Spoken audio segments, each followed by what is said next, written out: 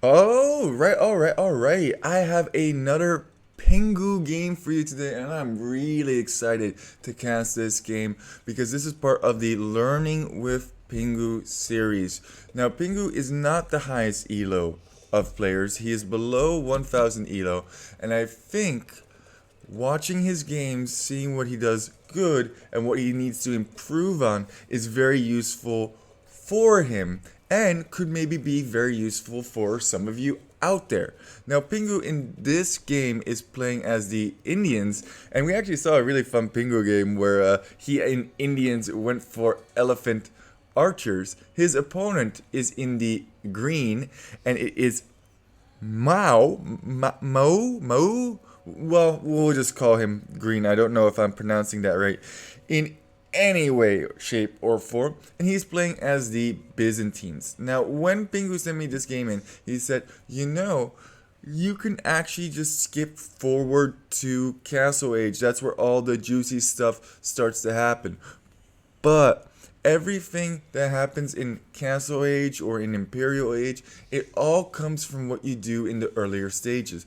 We are going to speed it up, but then we're going to talk about how do you fast Castle better, how do you fast Imperial the best, and so on, and so on, and so on. So I like that he has 6 on food over here. Now he's going for, it looks like 4 on wood. That's totally fine. Building the mill. This is all very, very good build order right here. Is housed a little bit. That's a little bit unfortunate. And I don't really understand why why he killed this. I mean, I do recommend if your deer are in your base, you should definitely push your deer. But you should push those deer towards the TC, not towards not towards your lumber camp. It's all good though. Now, one thing that you could do, a deer can actually be fully consumed by 4 villagers. So, for example, you could put all 4 of these villagers on this deer, then they could consume this, then you can have new villagers tasked to lumber camp just to kind of compensate for that minor mistake. But he is pushing deer, so I do like that because look, now these villagers are going to walk all the way back, and it's kind of, and that, man. Oh man, and got housed a couple of times. Now, obviously, it's not perfect play, but who cares? Another thing that you can do if you're not confident at pushing in your deer, you can simply just drop a mill. It's totally worth it if you're gonna make a whole bunch of farms later on anyway. Drop a mill. You could also even go for Japanese. They have the cheaper mills, and then you get cool samurais and stuff like this. You also want to make sure that all of your stuff is working relatively efficiently. This woman walking through this gate is not the most efficient thing in the world, but you know what? It's all good. Now, 20 pop going for gold. I would recommend actually if you are trying to fast castle, going for about 24 pop and only start collecting gold once you've clicked up to feudal. If you put 4 on gold when you've clicked up to feudal, you will have enough gold to fast castle, guarantee, and even get loom. Wait, what's going I like this. He deleted the wall to make it more efficient, but he left this one palisade over here. And that one palisade is actually still messing up his efficiency. Let's take a look at his opponent. I know that Pingu takes all the criticism well, and that's why I can criticize a little bit. 1 on stone from green. Yeah, once again, there's no real reason. Like, if you want a castle in Castle Age, no problem. I would say put 7 on stone when you've clicked up the castle, and that should give you enough to build a castle right at the start of Castle Age. Now, if you want a castle drop, maybe you want to go for a slightly larger amount on stone so that when you reach castle, you already have those villagers forward, kind of a thing. Or you could just send different villagers forward from, for example, your lumber camp or something in that nature. But overall, let's take a look at the overall. Yeah, population is pretty dang even. Remember to make your houses. Houses are key. And oh, look at this. Green is making a massive chunky boy wall off over here. That is quite ambitious with houses. Interesting. What you could do, I don't know. I mean, I don't think this is the worst thing in the world because you're gonna want that population space anyway. But what you could do is you could build palisade walls. They're really cheap and really affordable. It's not going to slow down your boom very much. And then what you could do in, say, Castle Age is stone wall behind it. Now, I'm not a big waller boy myself. And Pingu did tell me that this was a bunch of turtling going on by both of them. But I think that's actually quite useful. Now, if you have gone to Feudal Age, you want to be clicking through basically immediately, which would be one villager and loom. Now, since Pingu has already gotten housed a bunch, he's probably already picked up loom. Let's just double check here.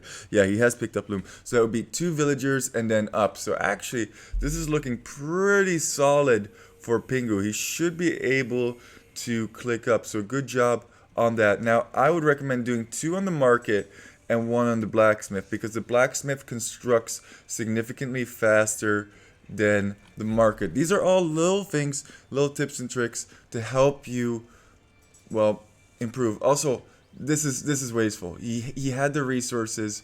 You should not have gotten the stone mining upgrade. If you are going to prioritize upgrades, I would say do it as followed. Get wood upgrade first, then get farm upgrade, then golden stone upgrade, in that order. Actually, you might want to pick up the Castle Age wood upgrade because it's so much more important before you ever pick up the gold and stone mining upgrade. Viper actually does a cool video on this with 30 tips and tricks, and I definitely agree with the statement that he puts in that video. And Pingu is up, and his opponent is still in Dark Age, but is on the way to Feudal Age. That being said, Green definitely has the Vil advantage at this time. Also, having this many on stragglers is not great. You want to transition these guys onto food. And also, building a second lumber camp might be useful as well for your boom.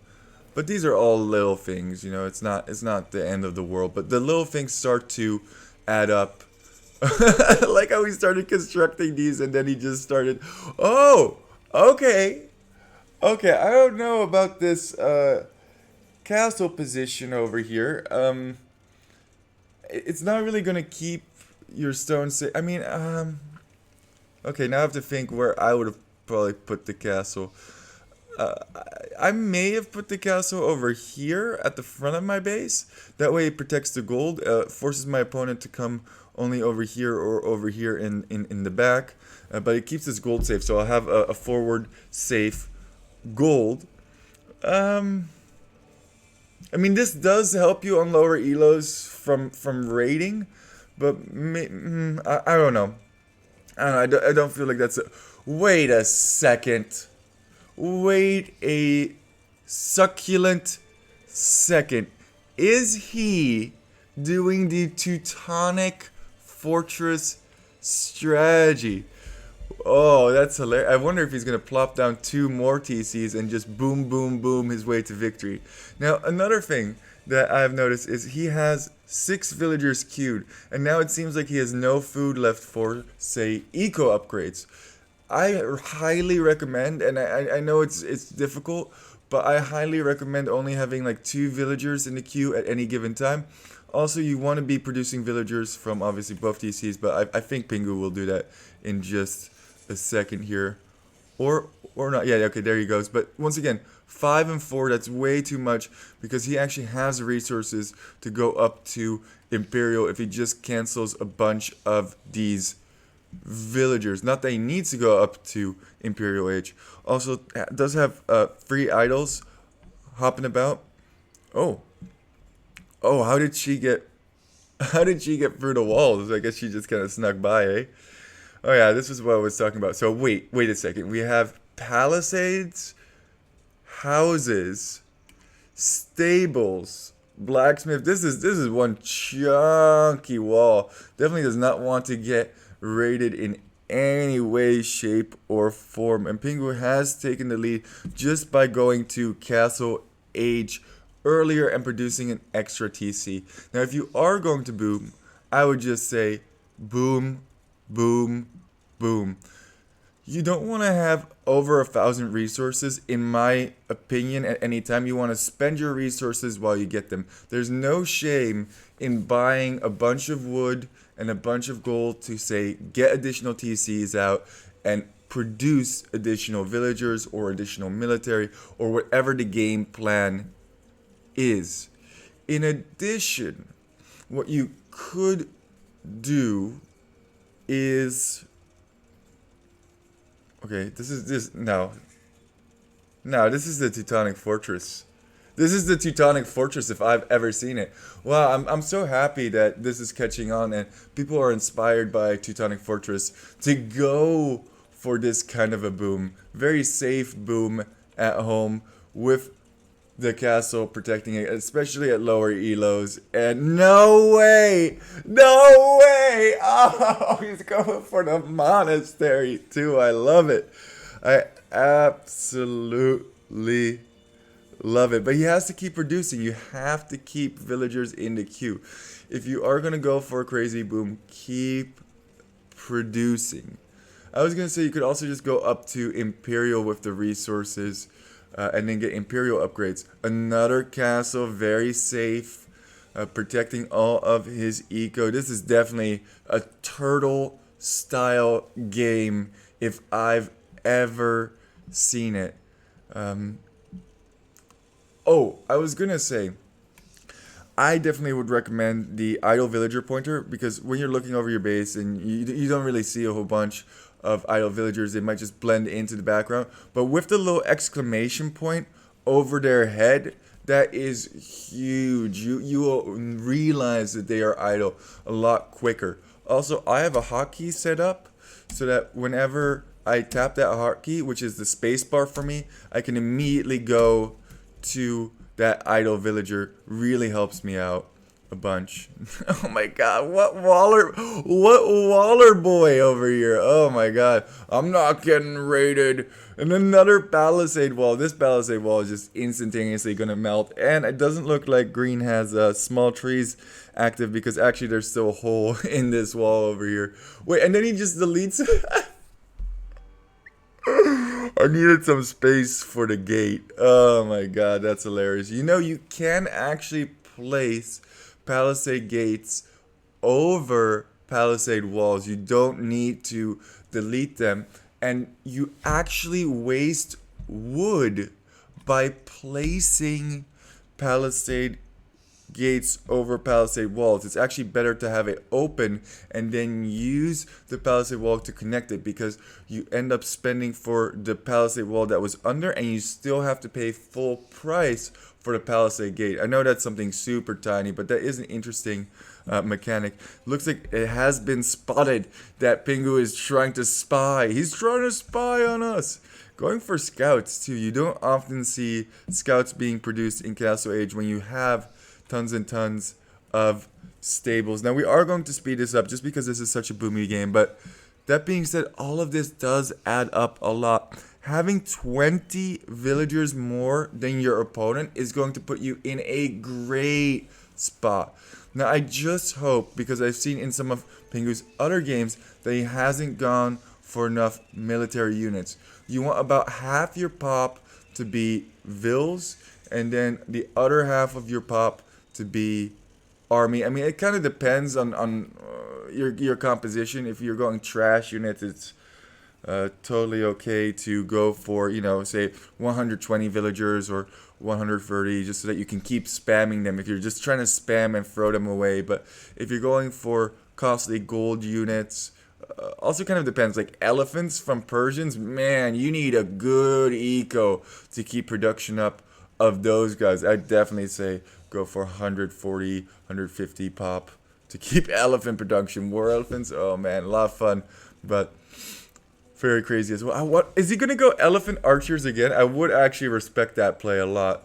I mean, obviously you should do it based on what your opponent is going for, and Imperial Age has been reached by green at this point.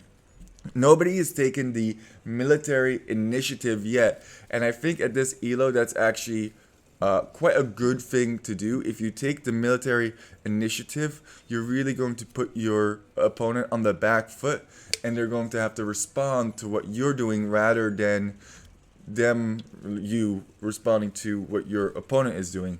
Forcing the initiative, actually, that's what a lot of my strategies are based off of, is forcing the initiative, making them react rather than you reacting to them. I could say that 5 more times. My god, the amount of castles. This looks like elephant archers, doesn't it?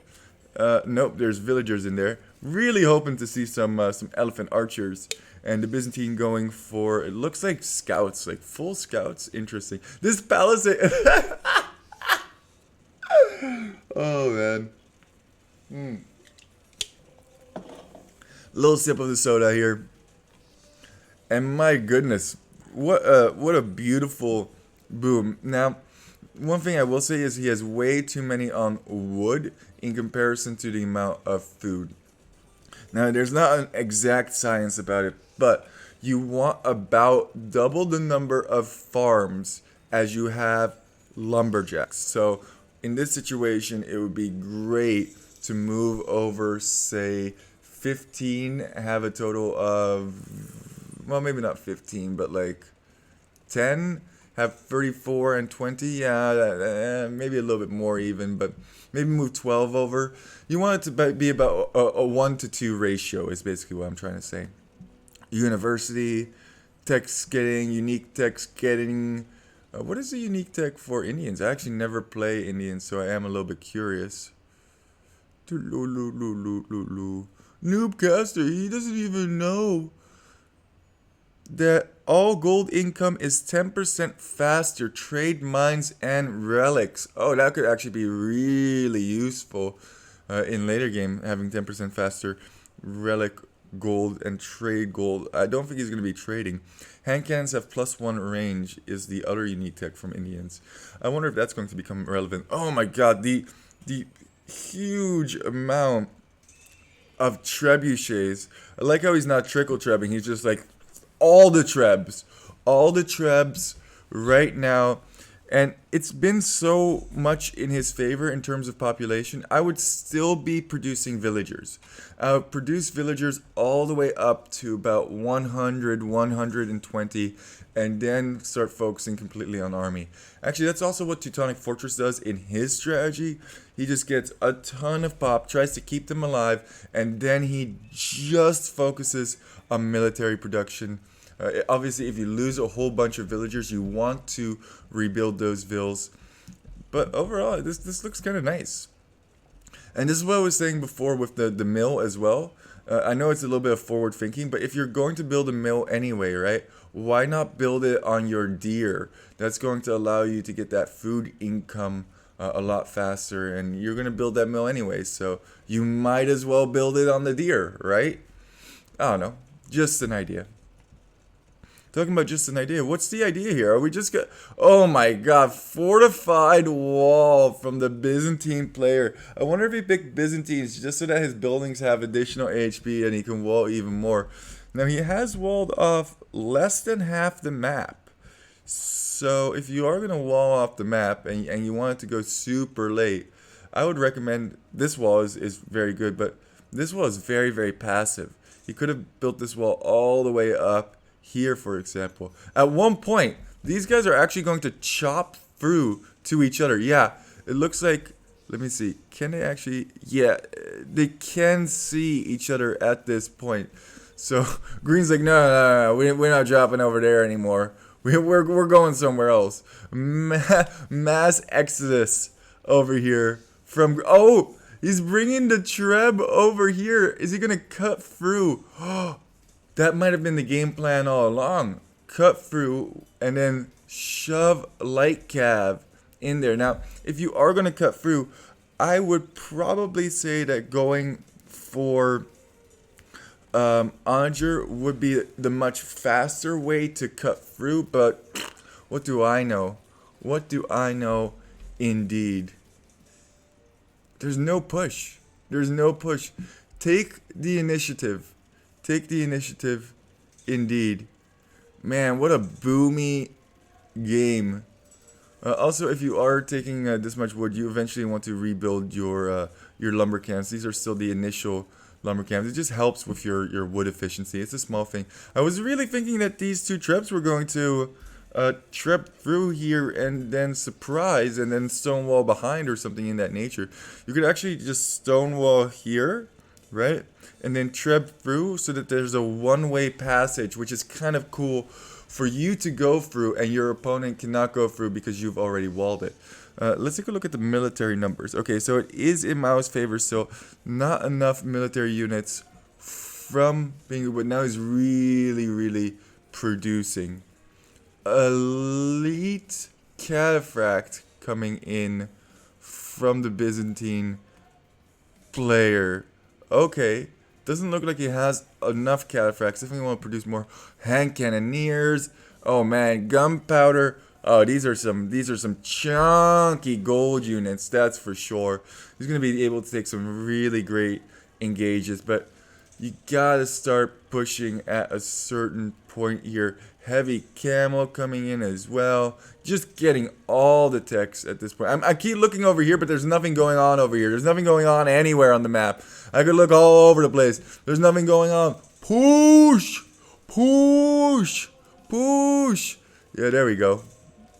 Is there a tiny skirmish going on? Oh no, we're getting raided by scout cavalry. Yeah, green can always go through here, but oh man, this is also gonna totally give away the composition. What is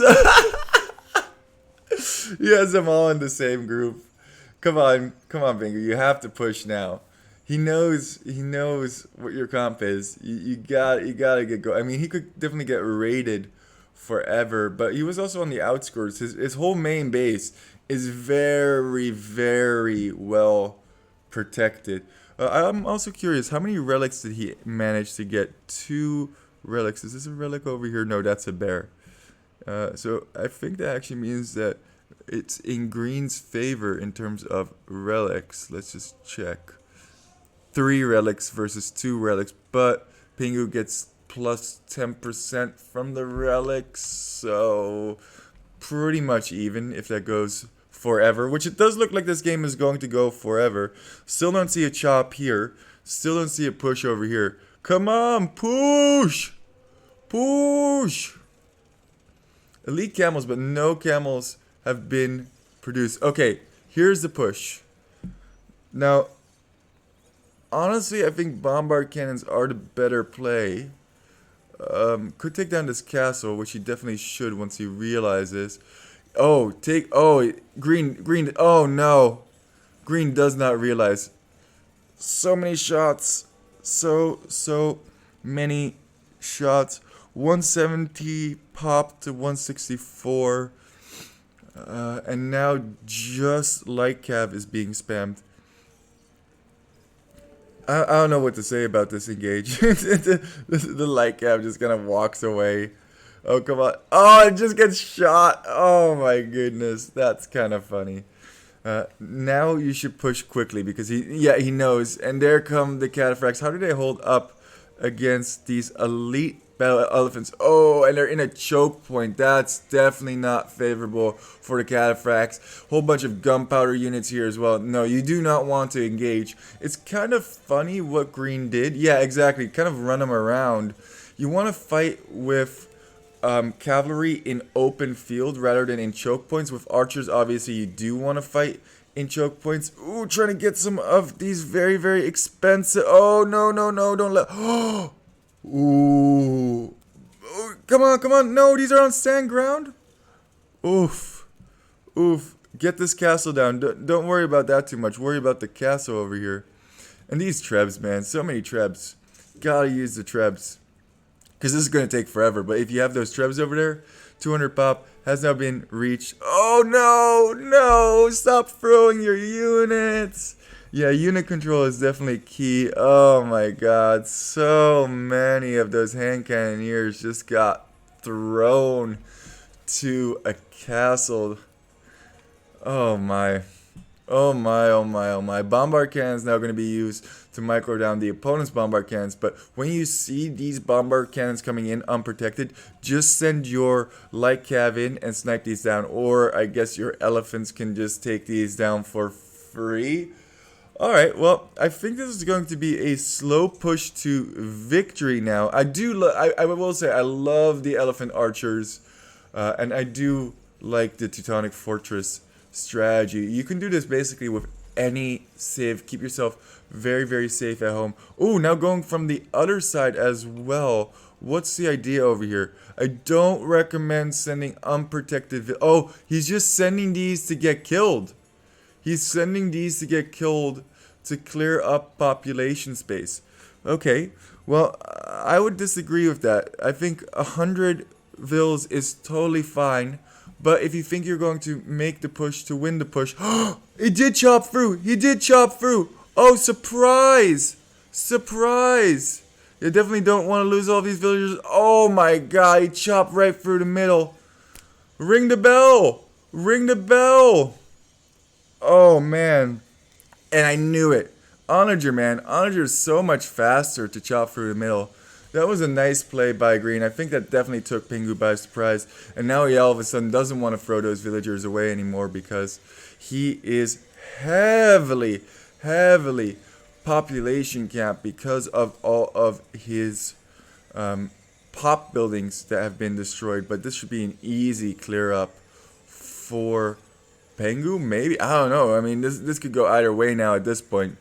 Definitely need to construct more houses. Okay, more houses are being constructed. I guess I was going to say they're probably being constructed over here. That's kind of funny.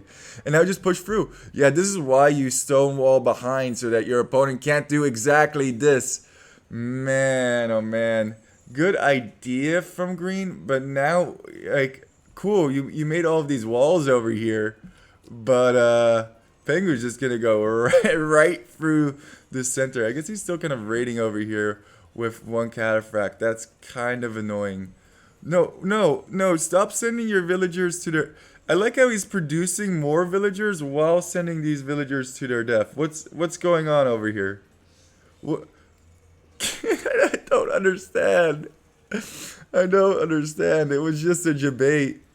Oh, they were there to construct a castle. That's actually a pretty good castle. Kind of protects this choke point. And honestly, he should grab all of these trebs and start trebbing down this castle. Has he seen this castle? No, he has not. So he can't know about that. Now, this is good. Actually, just keep it right here because you're in the choke. He can't really surround your elephants very well. And you can just pick these guys off one by one by one. Would be even more favorable if these Hussar were in front. But it's fine. Don't worry about it. I'm kind of curious how this engagement is going overall. It does have the gunpowder behind as well. I think overall this is better for Pingu. Ooh, that being said, oh, the cataphracts absolutely shredded this castle.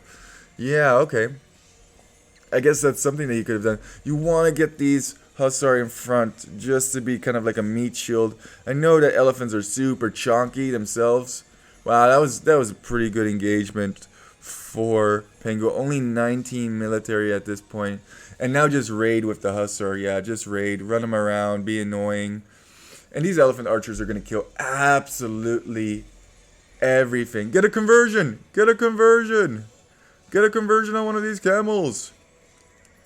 And the GG is called.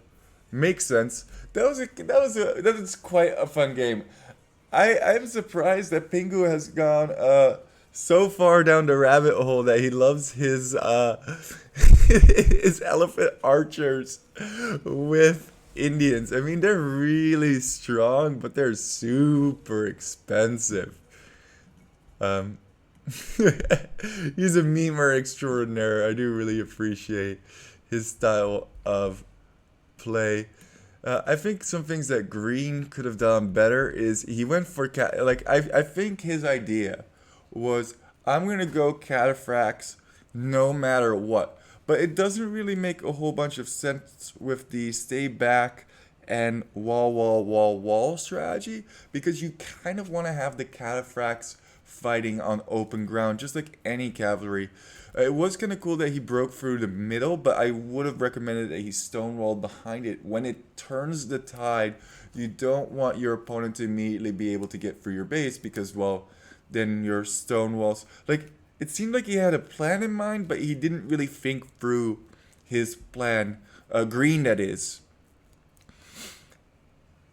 There's probably so many more things that I could have said. I think definitely being aggressive is a good thing and can definitely win you a lot of games that you would have otherwise lost. Especially at this elo, people are not very good at handling aggression. Get your Castle Age build orders in order. I think 24 to 26 pop if you want a castle is very, very reasonable. And the build order for that is pretty simple. 6 on food, 3 or 4 on wood, rest on food, and then click up to feudal age. As you click up, move 4 of those food villagers to gold. When you reach feudal age, construct a market and a blacksmith. Construct 1 villager from the TC and construct loom. And then you should have enough resources to go to Castle Age in a very smooth transition. And then once you're in Castle Age, you can do whatever you want. Obviously, you can do tons of variations. You can do a little bit more on wood. Maybe go 25, 26 pop up. If you go 26 pop up, when you click castle, you just put 7 or 8 onto stone, and then you can go castle. Now, obviously, if you don't want a castle, 24 or 25 is totally reasonable. You could even put 5 on wood. Maybe get yourself double stables or something in that nature instead of a market. But, just learn a couple build orders that will really help your gameplay out. And with that, I just want to say thanks for walking. Poop Lord, out.